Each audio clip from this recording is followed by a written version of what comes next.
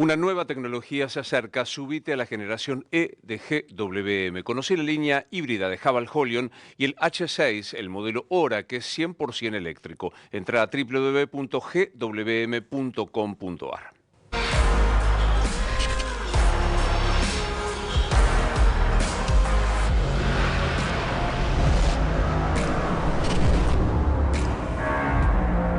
GWM. Hello Tomorrow.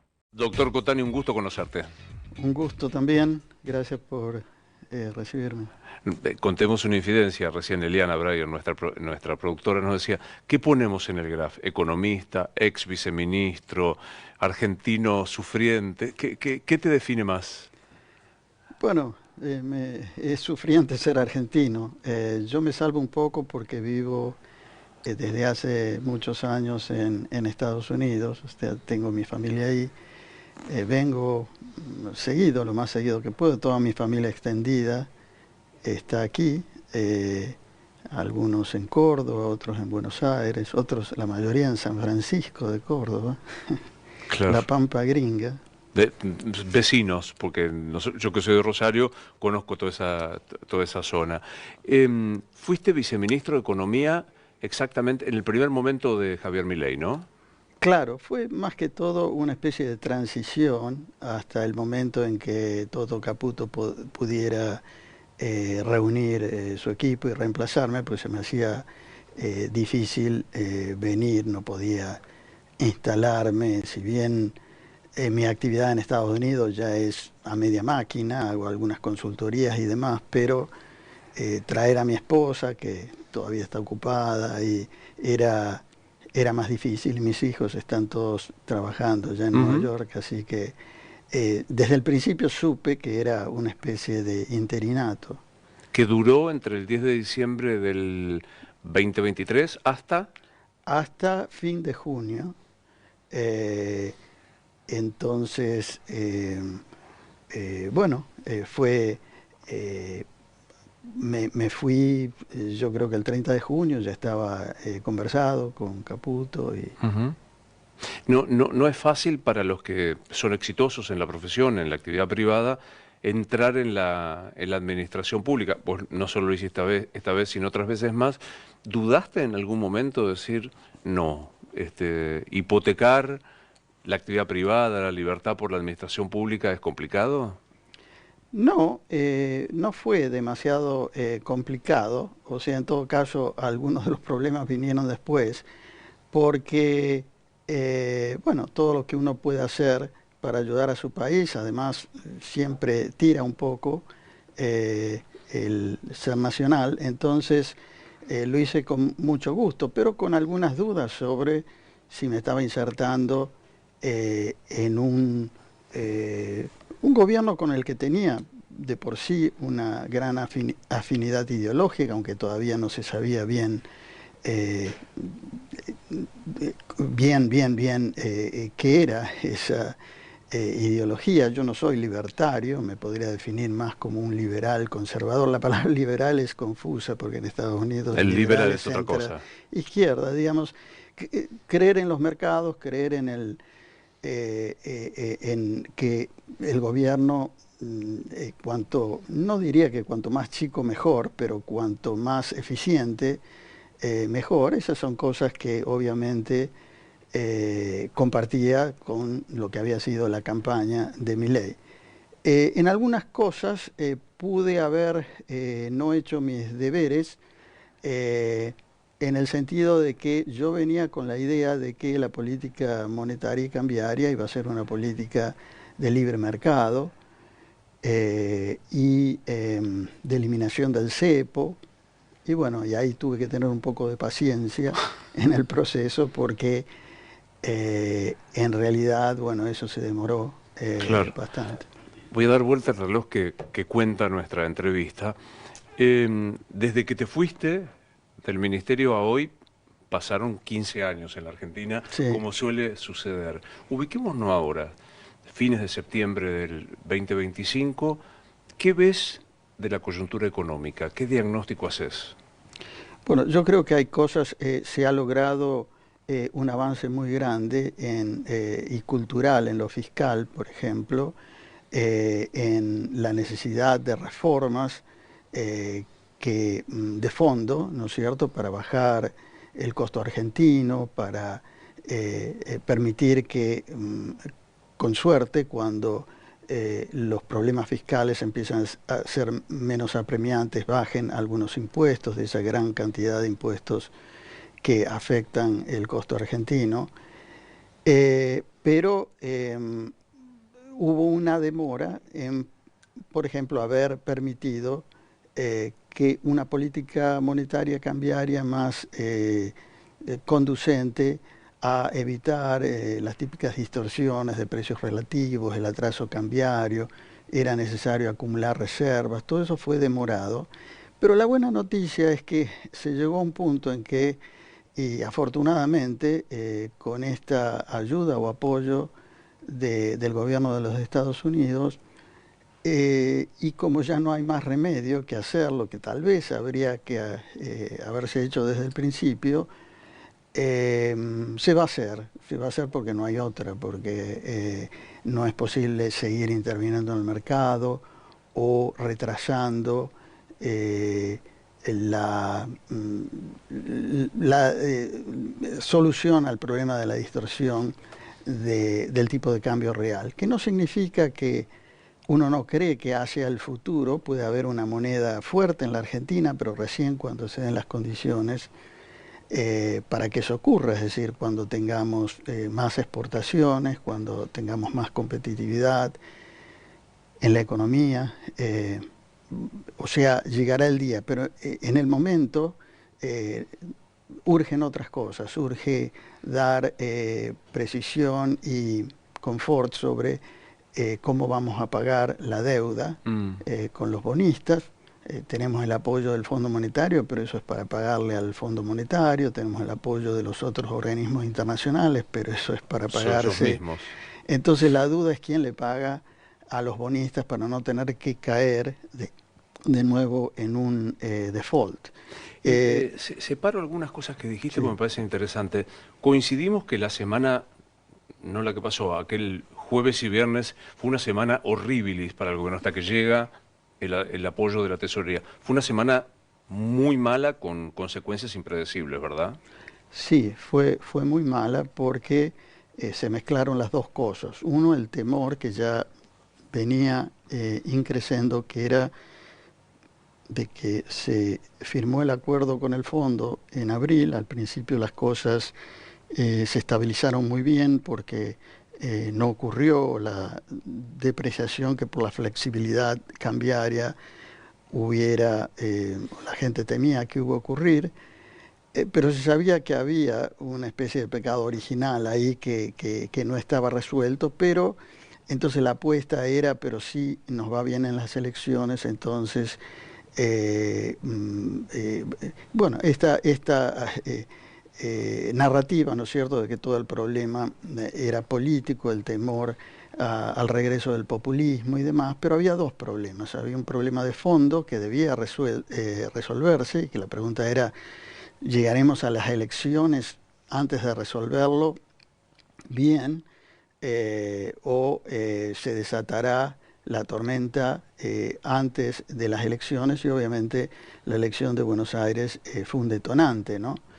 Pero igual, aunque hubiera sido bueno el resultado, aunque luego hubiera sido coronado por un buen resultado en la elección de octubre 26, igual había un tema pendiente que debía resolverse. Igual había que volver a discutir, por ejemplo, con el Fondo Monetario, que aunque ya había desembolsado casi todo el dinero, iba a decir, bueno, para nosotros seguir, poner los que falta y seguir apoyando a la Argentina, necesitamos que se revisen ciertas cosas. Una de las cosas es, no ha habido acumulación de reservas desde abril. Cosa que se había comprometido expresamente en el acuerdo de abril. Exactamente. Y la otra era, bueno, habíamos dicho al fondo en un momento de optimismo que el superávit primario va a ser 2,2% del producto, y ahora decimos en el presupuesto que va a ser 1,2%.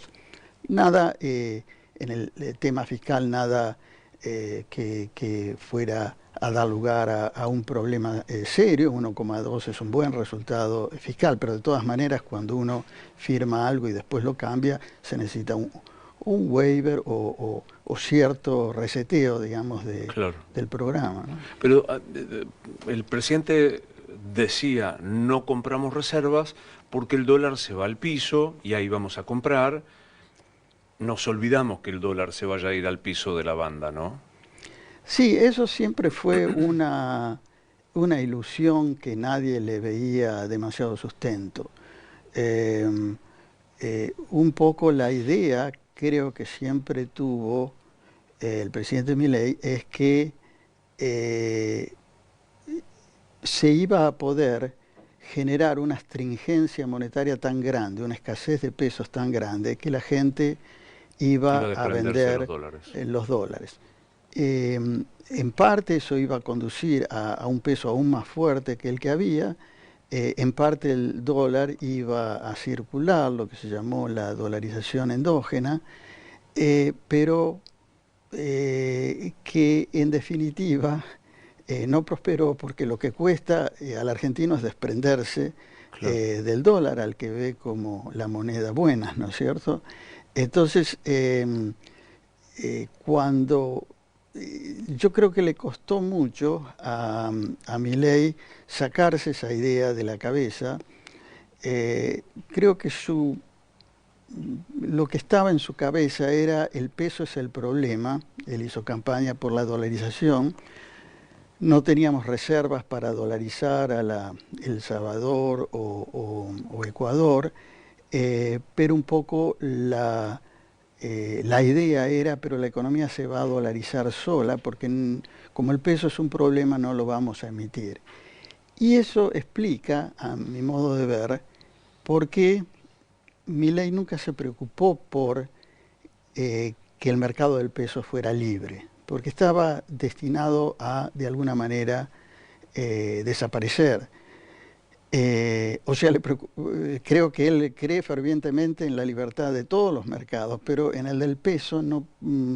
La idea que yo creo que le llevó Caputo es, bueno, se puede dolarizar, pero la dolarización va a venir por el uso, por la elección de la gente de usar dólares, porque no va a haber alternativa, porque si no emitimos pesos ni para financiar el déficit fiscal, ni tampoco para comprar reservas, entonces naturalmente, no porque los argentinos tienen dólares, bueno, no todos tienen dólares obviamente, pero los que no tienen los van a recibir como moneda de pago y así va a circular. Eventualmente los impuestos se pagarán en dólares, los salarios públicos se pagarán en dólares y la economía quedará dolarizada. A mí me quedan dudas de que el ministro Caputo realmente haya estado convencido de eso, pero era una forma elegante de decirle al presidente que se podía, que no era pecado seguir hablando de la dolarización, que la dolarización vendría un día en la medida en que no habría pesos para... La gente preferiría el dólar. Claro. Pero digo, pensar, sea cual sea el resultado de octubre, que el dólar se va a ir al piso de aquella banda, parece... No solo eso ya es historia del pasado, eso ni ocurrió, sino que la banda misma, o sea, ahora lo que se está discutiendo es el techo de la banda, ¿no es cierto? Claro. Es decir, Es más, están discutiendo la banda. Si hay que sostener el sistema de bandas o liberar el dólar.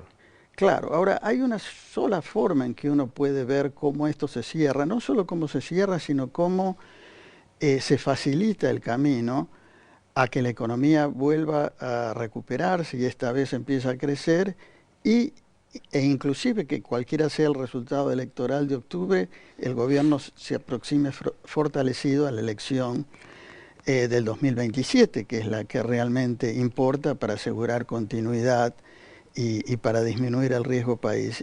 Y eso inevitablemente exige dejar flotar el tipo de cambio sin ningún cepo, sin cepo a las personas como hay ahora, pero también sin cepo a las empresas, que es lo que ha generado inicialmente este rulo que hacía como mágicamente había desaparecido la brecha cambiaria, pero ahora reapareció porque el gobierno, para no perder reservas, prefirió volver a poner controles que impidieran ese arbitraje de las personas a las empresas, ¿no es cierto? En un contexto de esa naturaleza, el gobierno tiene que también anunciar un plan de compra de dólares, porque sin dólares propios va a ser muy difícil conseguir acceso a los mercados internacionales. Tampoco se puede decir, no, pero tenemos los dólares estos que nos dio el fondo, lo que queda de esto, bueno, queda la mayoría en realidad, porque se usaron solamente a lo sumo 2.000 millones de dólares para defender la moneda, me refiero, se usaron otros para pagar deuda. Y ahora este swap con el Tesoro, que no significa que nos están dando un cheque de 20.000 millones de dólares, nos están dando la posibilidad de que en caso de extrema necesidad, algo de eso se desembolse. Ahora, cuando uno dice... Algo de eso, no todo. Claro, por ejemplo, en el caso del swap chino, que tendría la misma estructura, y digo, enfatizo lo de swap porque se ha hablado también de que el Tesoro compraría títulos o daría créditos directos. A mí eso todavía tengo que verlo antes, a mí me parece que eso es mucho más difícil. Un swap es como decir, miren, ponemos estos dólares en una vitrina, no se tocan, y si un dólar de estos tuviera que ser desembolsado, vamos a poner las condiciones para que eso ocurra, y las condiciones va a ser que no se usen esos dólares para defender artificialmente el peso, tampoco se usen persistentemente para pagar deuda con bonistas. Primero tienen que explicarnos cómo van a poder conseguir fondos propios para poder de esta manera acceder al crédito externo, ¿no es cierto? Entonces eso va en el sentido de, pero la moneda entonces se va a depreciar mucho. Por un lado, puede ser, en el corto plazo, puede haber un efecto de esta naturaleza.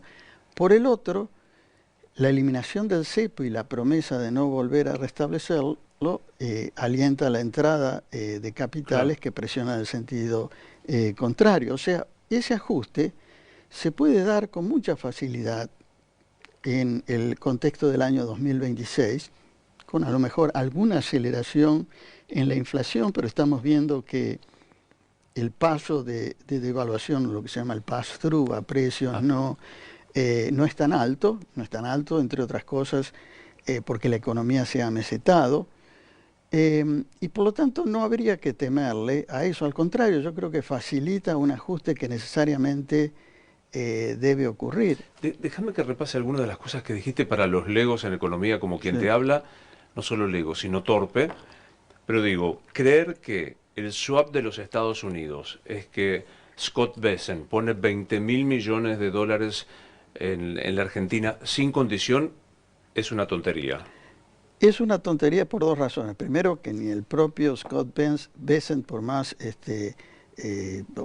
optimista, por más que haya apoyado también, bien a la Argentina, cree que no debe haber condiciones.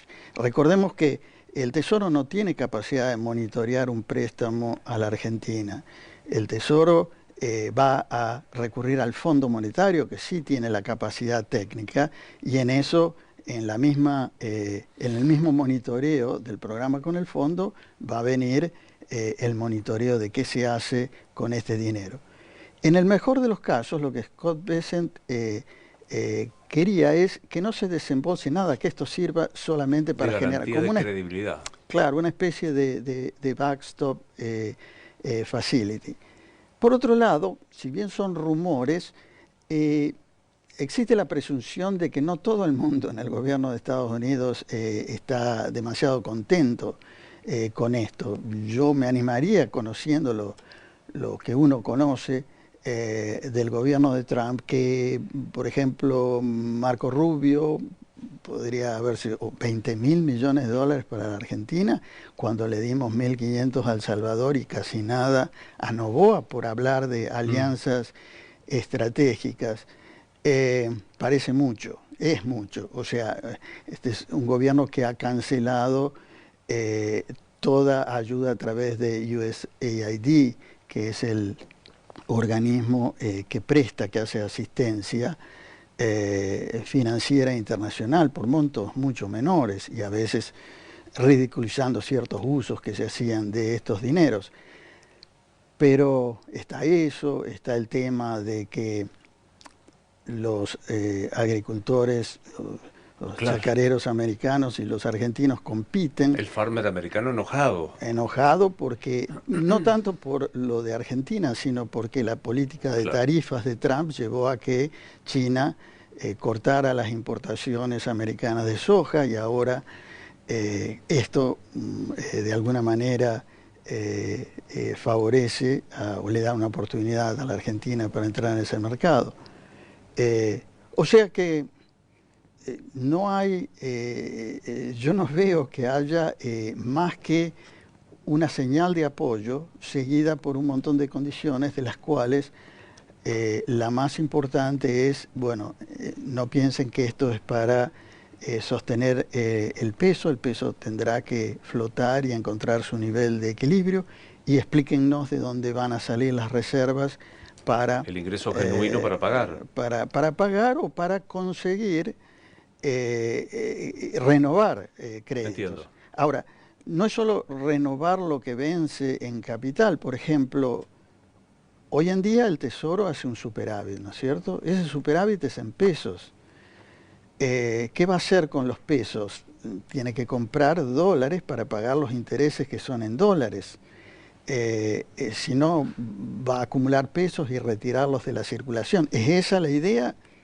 Bueno, esa a lo mejor era la idea, secar la plaza de pesos para que el dólar empezara a circular. Pero esa ya no es la idea, porque hay que pagar en dólares, entonces los pesos tienen que ser usados por el Tesoro. O sea que aun cuando el Banco Central no tuviera un programa, que lo va a tener, de aumento de las reservas para que dejen de ser negativas, las dos cosas deben ocurrir. El Tesoro debe usar los pesos para salir al mercado y comprar dólares para pagar los intereses, solamente los intereses de la deuda. Y el Banco Central debe salir simplemente para mejorar la nota esta fea que tiene, que las reservas son menos 9.000 millones de dólares, que fue una cosa fea cuando asumieron, porque eran menos 11.000, pero que al cabo de 2 años no ha mejorado demasiado. Yo no quiero generar una contraposición con lo que dice el presidente y lo que vos muy claramente estás explicando. Hoy, en este canal, a la mañana temprano, Milei dijo, esta ayuda es sin condiciones. No nos piden nada, ni cancelar el swap, ni hablo mucho menos de pedir esto de cuál es el plan de acumulación de reservas. Es una expresión dialéctica que no pide Estados, más que un hecho concreto, ¿o me equivoco? No, yo lo interpreto así. Primero, estamos a 3 semanas y media de las elecciones y uno no va a decir las cosas con toda sinceridad porque evidentemente hay que evitar que el mercado se altere, ¿no es cierto? Decir condiciones significa decir un poco lo que yo estoy diciendo, que después de las elecciones, si se llega bien a las elecciones, después va a haber un cambio de política se anticipa antes de las elecciones. Eso es totalmente comprensible, pero que va a haber condiciones, no va a haber un anuncio en el que se van a reunir Trump y Milei y van a decir estas son las condiciones. No, las condiciones van a ir por debajo de la mesa porque el fondo va a decir, bueno, habíamos arreglado una cosa, ¿sí? Aceptamos esta flexibilidad parcial del tipo de cambio, pero era condición que el Banco Central comprara reservas en el medio de la banda y al día siguiente el presidente dice que... No, solo en el piso. Solo en el piso y efectivamente se compran reservas cero, lo cual hace que la gente diga, pucha, ¿cómo se va a pagar? Y entonces la respuesta era, no, pero no se preocupen, que vamos a ganar las elecciones por robo, y no solo la de medio término, sino la de la provincia de Buenos Aires y demás, y bueno, y ahí se embarró un poco el panorama. No me quiero olvidar del tema del sistema cambiario que vos decís tiene que tener un retoque. Ahora me voy a tener un segundo. Cuando vimos el riesgo país trepar a 1.300, 1.400, el gobierno dijo es el riesgo Cuca, es decir, es el temor a que vuelvan los K. ¿Es eso? Pues todo esto que estás explicando que no se cumplió. No, yo diría que son las dos cosas, o sea, sí hay, y cuando lo vemos desde el punto de vista, o sea, el riesgo de default, ¿no es cierto?, podría llegar, hubo muchos defaults que ocurrieron, el último durante el gobierno de Alberto Fernández, entonces, bueno, los hubo en muchas circunstancias, ¿no es cierto?, pero eso es lo que el temor que tienen los inversores. Ahora, obviamente le tienen menos confianza a un gobierno que va a desandar lo hecho en materia fiscal, y eso agregaría al problema, porque llevaría a un problema de traería de nuevo la inflación, las devaluaciones y esas cosas que hacen más difícil pagar la deuda. O sea que sin duda eso existe. Pero eso, aun cuando no existiera el riesgo Cuca, había un riesgo de que nació a decir, bueno, lo fiscal es condición necesaria pero no suficiente, nos falta lo externo. Es cierto que gran parte del problema externo es heredado, pero no hubo una voluntad de arreglar esa parte del problema. Hubo una cuestión de decir, acá lo único que importa es que la moneda sea estable, que la inflación baje, a como dé lugar, aun cuando el tipo de cambio se atrase, porque llegará el día en que con todas estas cosas la Argentina exportará tanto mineral y tanto petróleo y gas que todos estos problemas van a desaparecer, vamos a ser una especie de potencia con tipo de cambio fuerte. Estamos dando por sentado, pero lo tengo que preguntar, ¿el tipo de cambio está atrasado?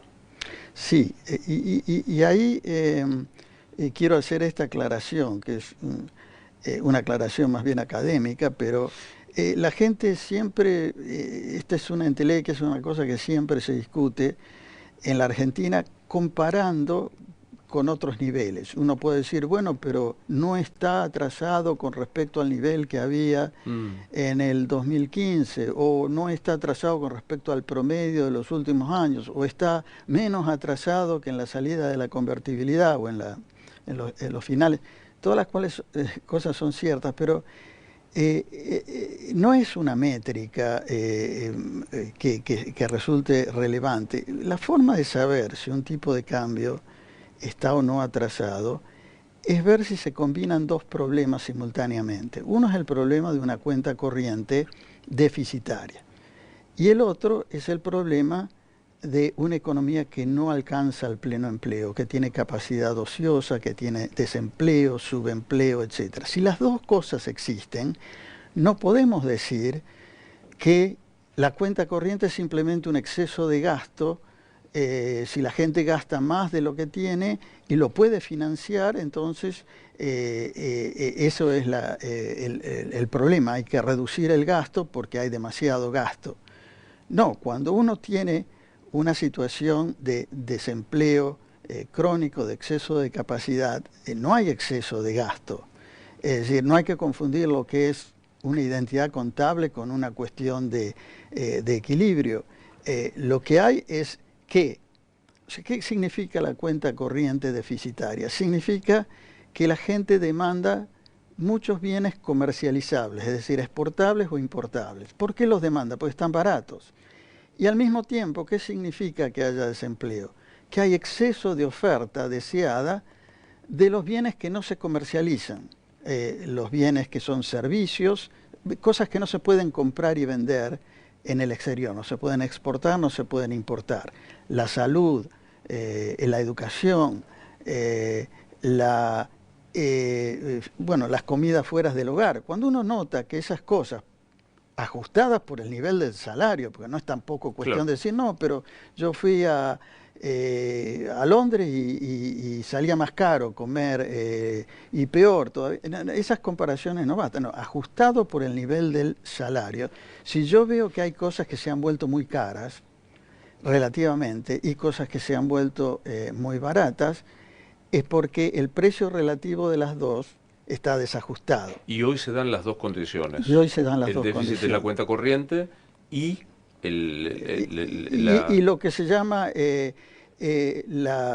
la brecha de producto negativa. ¿Qué significa la brecha? Que se utiliza la capacidad instalada solo al 50%, que sí hay desempleo, pero desempleo que no es tremendamente alto, pero es alto, 7,5, pero pero hay mucho empleo que es informal, ¿no es cierto? Empleo poco productivo. Hay mucha gente subempleada, es decir, que solo trabaja la mitad del día. Si te llamase, frente a esta coyuntura, ¿no?, del tipo cambio retrasado, si te llamase Milei hoy y te preguntase, pasa la elección, pues estamos todos condicionados al 26 de octubre. Definitivamente, lo acabas de decir, el presidente no puede decir exactamente cómo es por una razón política. Pero pasa el 26 de octubre y te pregunta, ¿libero el dólar? ¿Levanto cepo? ¿Dejo que se vaya al precio que tiene que ir? ¿Que el mercado lo fije? ¿Le dirías eso? Sí, definitivamente sí.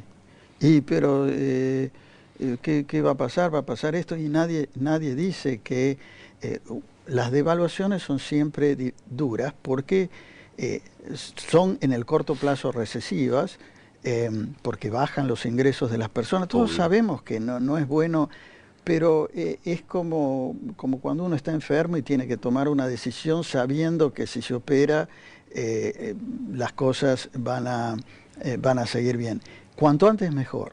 Es decir, lo peor que puede pasar es que se demoren decisiones, que entremos en una discusión interminable con el fondo o con el Tesoro de los Estados Unidos respecto de por qué no conviene hacer esto. Por ejemplo, siempre existió, Toto Caputo me lo decía de entrada, esta idea de que no se podía,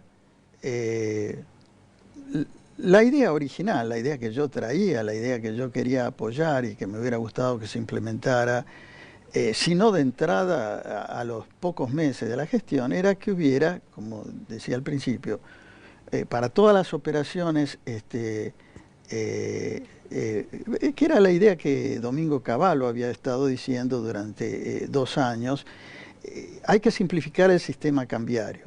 Es cierto, ahora no podemos devaluar el tipo de cambio comercial, el tipo de cambio oficial, pero lo podemos reducir solo a las operaciones de exportaciones e importaciones de bienes. Todo lo demás tiene que tener un tipo de cambio libre. Eso va a permitir descubrir cuál es el precio de equilibrio y luego nos vamos acercando. ¿Por qué se van a acercar? Bueno, porque el oficial lo vamos a ir gradualmente llevando cerca del paralelo, una vez que sabemos cuál es el paralelo, y el paralelo va a ir bajando porque va a haber entradas de capitales después de una devaluación inicial. El desdoblamiento cambiario que tanto se habló, que Cavallo postuló mucho. Exacto. Bueno, yo creía que ese era el plan que se iba a implementar en la Argentina. Lo creía porque hubo una conversación entre Caputo y el fondo, antes de que yo me incorporara, en la que Caputo le dijo, no, bueno, eso que dice Cavallo es lo que vamos a hacer. Y tal es así que el fondo lo llamó a Cavallo y le dice, ¿cuál es el plan que tiene? Bueno, el plan es lo que vengo escribiendo desde hace un montón de tiempo. Ah, bueno, eso me parece bien, pero cuando yo asumí, no cuando asumí, antes de que asumiera, o sea, cuando estaban ahí en el edificio Libertador, me enteré que se había devaluado más de lo que yo pensaba el oficial, de 360 a 800. 800 y pico. Sí, y que el cepo seguía.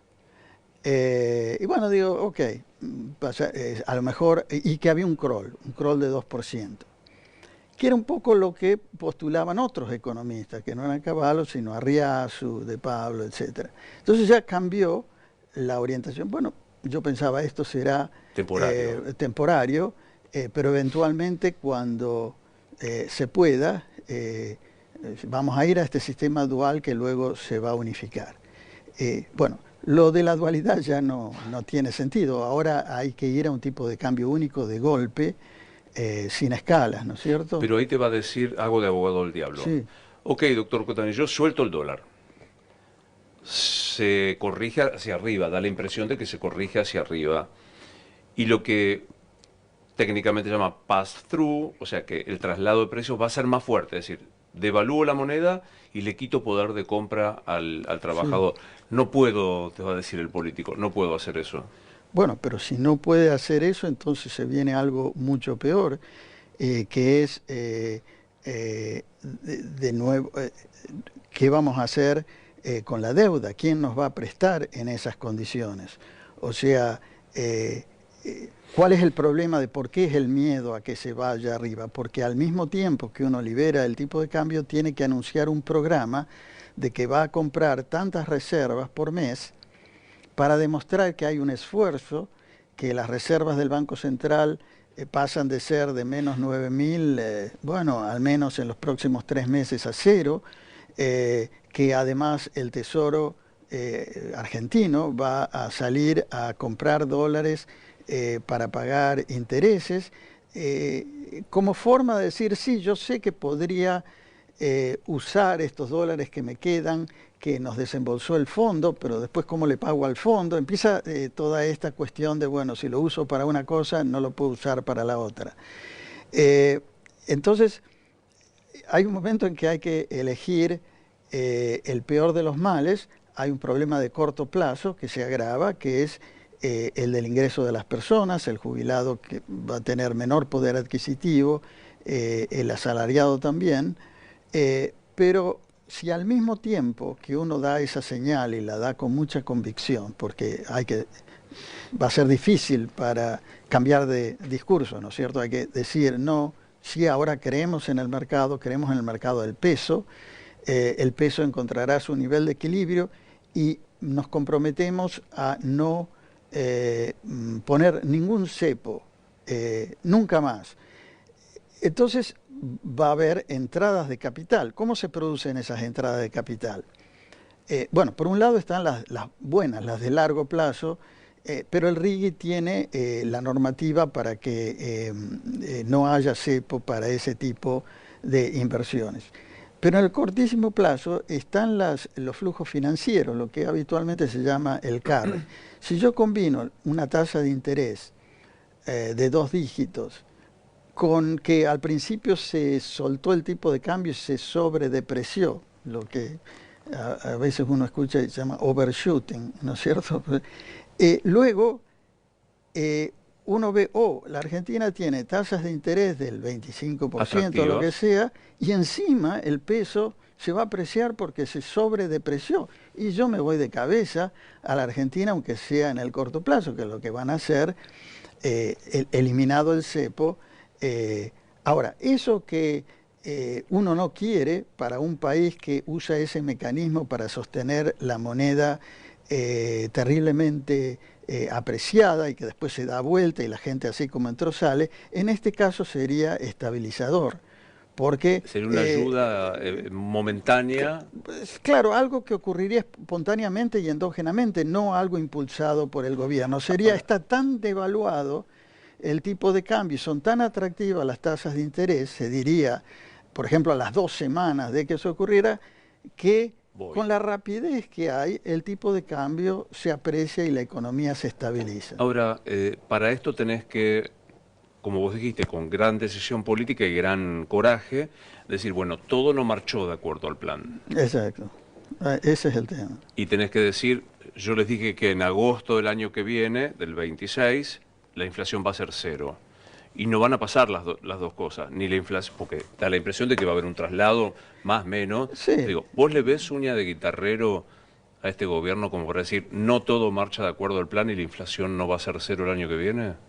Bueno, quiero creer que que el presidente a la hora de decidir va a decidir lo mejor para el país y no lo que es mejor para su propio, llamémosle, ego o lo que sea. Después de las elecciones no hay razón política para demorar cosas, para cosas pendientes. Sobre todo si sabemos que nadie nos va a dejar hacerlo. O sea, los que nos están apoyando, sin lo cual no tenemos ninguna posibilidad de salir a flote, nos están diciendo no hagas eso. O sea, esto es lo que no hiciste, esto es lo que en abril Dijiste tampoco hiciste, hacer, sí, ya se acabó. O sea, ahora hay que hacerlo.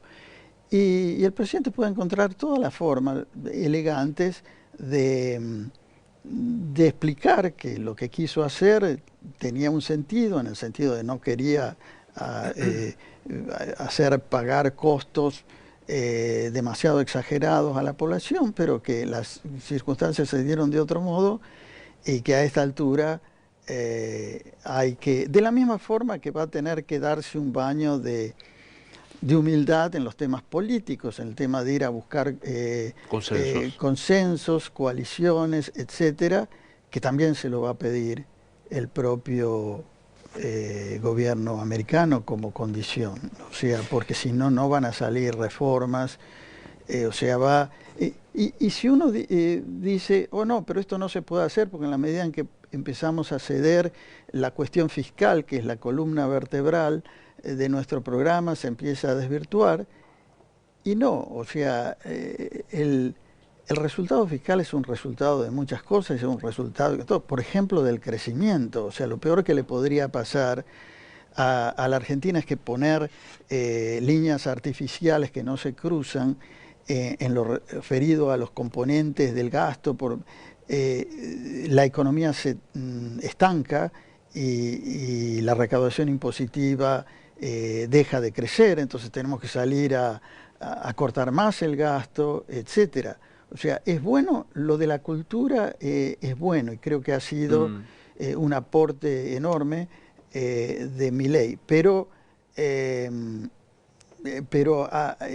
hemos llegado al punto en que hay que tener un poco más de pragmatismo y saber que la mejor manera de equilibrar las cuentas fiscales es lograr que la economía crezca y en el camino saber que un poquito de inflación hasta puede ayudar a que las cosas cierren también, ¿no? Estoy pensando en el escenario después de octubre y trato de interpretarte, me corregís si veo mal. Vos ves dos posibles escenarios. O sincerarse, como vos decís, con el tipo de cambio, con el cumplimiento de la adquisición de reservas para cumplir con los compromisos y demás. Esto implica un apretón, un ajuste, definitivamente. O el otro escenario, que es mucho más dramático y que supone que no hago nada de esto, pero me lo voy a llevar, pues, me voy a dar la cabeza contra la pared con un apretón todavía más grande. O sea, hay como dos escenarios de dos males a elegir. Uno más prolijo, no sé, o más razonable, y el otro de consecuencias impredecibles. ¿Digo bien?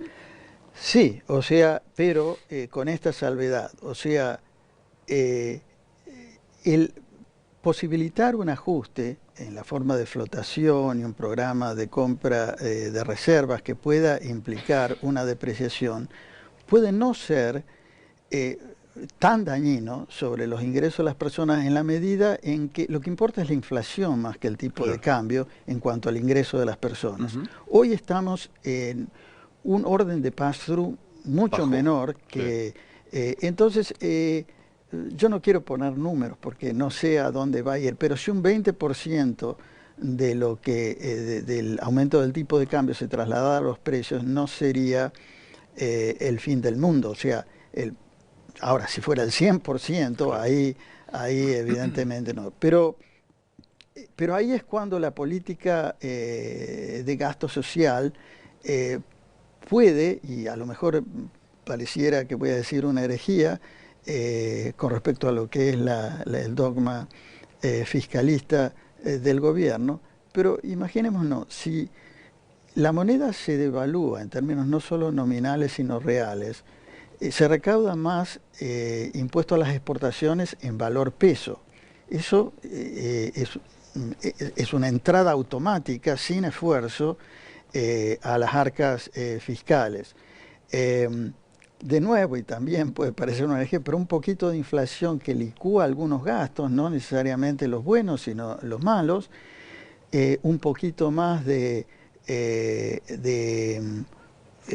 ajuste en las tarifas podría tener un impacto, pero por otro lado solidifica las cuentas fiscales, te da el margen que vos necesitas para, por ejemplo, permitir que la gente no sufra tanto con algunos programas que ya existen, ¿no es cierto? Está la UH, es decir, a veces el apego a dogmas demasiado estrictos nos hace perder de vista, y creo que el presidente se ha dado cuenta de estas cosas, porque he visto que su popularidad Bajó el tono. Bajó. ¿Hablas con él? No, yo nunca hablé con él.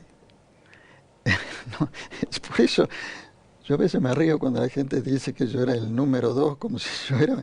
No, yo estaba medio pintado en este... Desde el momento en que se vio que no comulgaba demasiado con ese aspecto, no los demás aspectos, ese aspecto de la política monetaria y cambiaria, yo no participaba en las reuniones con el fondo, me enteraba de lo que le proponía, o las conversaciones con el fondo por el fondo, no por ser invitado por el... Bueno, es una infidencia que hago, pero que explica un poco también por qué me fui. Es raro, ¿no? O sea, que el viceministro de Economía sepa de la negociación por el fondo por Cristalina Georgieva y no por Toto Caputo, es raro. Bueno, yo que no entiendo nada. Yo no entré porque tuviera claro que me iba le faltaba un comodín, una pieza, y Domingo Cavallo recomendó mi nombre. Justamente la pieza que le faltaba era un equipo muy integrado por financistas. Faltaba como una persona con más visión de economía que de finanzas, y bueno, pero me hubiera integrado muy bien si hubiera de entrada comulgado con lo que se hacía, pero yo actué un poco de abogado del diablo, es decir, yo le pedía a Toto Caputo que, ¿por qué no escribimos eso? ¿Cuál es el plan? Nadie sabía, no lo sabía el fondo. Una vez se hizo una de las primeras reuniones a los 2 meses que yo estuviera, en la que participaba Rodrigo Valdés y Guita. Guita era la número 2 del fondo. Guita Copiná. Y yo no fui, o sea, fueron otros 4, pero yo no estaba. Y me enteré por el diario que le habían ofrecido lo que parecía ser la hoja de ruta. Uy, por suerte, obviamente estaba dolido, pero digo, por suerte hay una hoja de ruta. Se la pedí al fondo, el fondo me lo mandó, eran 4 páginas que no se entendían, hoja de ruta no era, no se entendía absolutamente nada, y ahí fue cuando le pedí a Toto Caputo que reuniera el equipo y me explicaran a mí el programa, porque yo esas hojas no las entendía, digo, si no las entiendo yo, no las va a entender el fondo tampoco. O sea, evidentemente ya quedaba claro que habían elegido un rumbo y que mi actuación como abogado del diablo era bastante molesta, porque no hacía falta un abogado del diablo. Con este tono tan mesurado que tenés, con tanta parsimonia y demás, digo, sos bravo, porque le dijiste al ministro, yo esto no lo entiendo, y te lo explicaron. Se hizo una reunión en la que yo salí más confundido que antes, y en la que me sentí mal, porque era como que todos me miraban como un opositor, un troublemaker, como dicen, un tipo que quiere hacer problemas. Y ahí fue donde yo escuché o confirmé esta idea de lo que se llamó dolarización endógena. La idea de que el peso se iba a apreciar, y un poco la crítica de que los economistas así tradicionales no entendían esa parte del programa. Y yo salí más confundido. Me ofrecí a escribir lo que había entendido, para actuar de intermediario con el fondo, pero no escribí lo que había escuchado porque me parecía que no iba a cuajar. Y entonces lo que escribí era una especie de manual de la competencia de monedas, de ir a un régimen parecido al de Perú.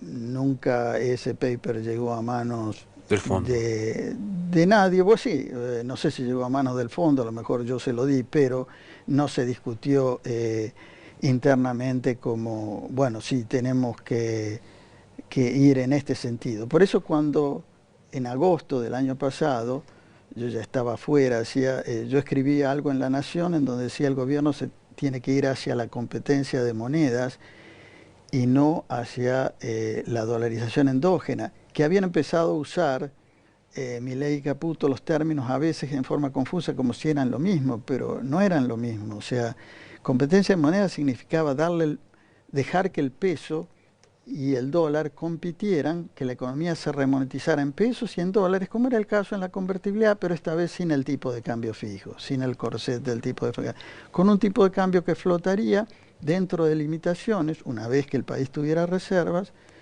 como ocurre en Perú. Y ese era el ejemplo. Para mí el ejemplo no era ni El Salvador ni Ecuador, que son economías muy rústicas comparadas con la Argentina, era Perú, y no porque Perú sea una economía menos sofisticada, pero porque había pasado por la experiencia de la hiperinflación y de la bimonetariedad, y había conseguido imponer al sol como una moneda fuerte, al mismo tiempo que coexistía con el dólar, pero una moneda que junto con la independencia del Banco Central hacía que el país pudiera pasar de gobiernos de derecha a gobiernos de izquierda, y eso no afectaba la moneda. Entra por ahí caminando el presidente Milei, pensando en la necesidad de que sea próspero el futuro. ¿Qué le dirías? Yo le diría, presidente, yo dogmáticamente estoy muy alineado con su posición. Creo que lo fiscal es de gran importancia. Creo que soñar con una economía monetariamente estable y con muy baja inflación es el objetivo que todos los argentinos deberíamos tener en mente, y que el desorden fiscal ha sido el problema fundamental. Pero ahora tenemos esta coyuntura en la que, además de el miedo de que lo fiscal desaparezca y volvamos al pasado, tenemos que resolver un problema de deuda externa que no es muy difícil de resolver y que requiere esta secuencia de cuestiones puramente técnicas, cuestiones que no son ni de fondo ni deberían ser políticas, cuestiones que en el contexto de 6 meses podrían, de 3 meses diría inclusive, podrían estar poniendo a la Argentina en un sendero de inflación en baja. Yo no creo que la inflación ni siquiera llegaría en ningún mes a 2 dígitos. Pensemos en, no sé, 5, 6, algo así, 7 a lo sumo, y después baja hasta llegar, resueltos estos problemas, al 2027 con una inflación de 1% o incluso menos, porque el tipo de cambio se estabilizaría solo gracias a la entrada de capital. Si pudiera convencerlo de eso y de qué es lo que mejor le conviene políticamente, de eso permitiría que lo reelijan y seguir, porque lo de las reformas estructurales requiere más tiempo hasta que se consolida, y que cualquier cosa que tenga que ver con los abusos de ciertos programas que existen, como el tema de los inválidos, las pensiones de invalidez, el problema que existe con pensiones de gente que no ha hecho suficientes aportes o que entraron por mal. Eso se resuelve con reformas estructurales de fondo, en donde se hacen auditorías y en donde todo lo que no sea de acuerdo a las reglas, por ejemplo, en el caso del sistema previsional, que están en la Ley de Seguridad Social, todas esas cosas pasan a una pensión universal asistencial que el Congreso decide en base a los recursos Entonces lo que sacas del existen. sistema previsional que está quebrado. Claro, dejar en caja el sistema previsional, dejar que gente como yo, que aportó 20 y no 30 años, no tengo derecho a ninguna jubilación. ¿Por qué no tengo derecho a 2/3 de la fórmula según la cual aporté? Eso sería justo. Pero gente que a lo mejor entró y hizo aportes mínimos durante 3 años en una moratoria, debería recibir el valor actuarial de lo que recibió. Y en todo caso, si recibe más, que sea una ayuda a la vejez que le da el gobierno, sujeto a las restricciones presupuestarias y votado por el Congreso. Ha sido un gusto recibirte. Aprendí un montón. A mí que me cuesta 2 más 2 me da con decimales, aprendí un montón escuchándote. Bueno, me alegra porque nunca fui buen profesor. Muchas gracias. Bueno, gracias a vos. Gracias a Nicolás Sáfora, que es el autor de estos chalecos. Es un sastre argentino de proyección internacional. Nicolás Sáfora, lo encontrás así en Instagram. ¿Sabías que el precio del oro nunca había estado tan alto? Es el momento de hacer valer tu oro, alhajas, relojes, brillantes, monedas de oro, lingotes. ¿Dónde? En Joyería El Tasador. Joyería El Tasador, tu tasador, mi tasador.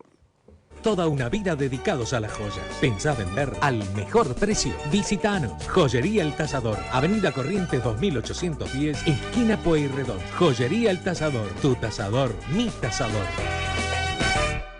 Una nueva tecnología se acerca. Subite a la generación E de GWM. Conocí la línea híbrida de Haval Holion y el H6, el modelo Hora, que es 100% eléctrico. Entra a www.gwm.com.ar.